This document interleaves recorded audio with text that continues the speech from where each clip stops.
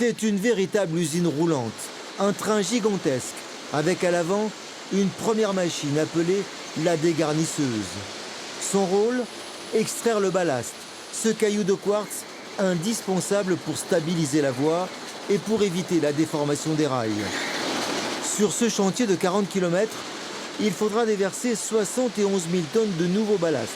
Mais la machine fait le tri, une partie est encore utilisable, le reste ira à la construction de routes.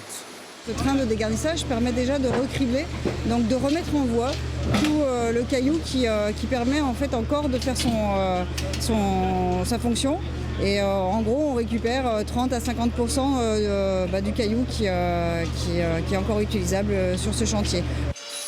Une fois le ballast trié et la voie dégagée, c'est la phase de la substitution. Seules les attaches sont défaites manuellement. Le reste est entièrement mécanisé et informatisé. Sur ce tronçon, il faudra changer 70 000 traverses.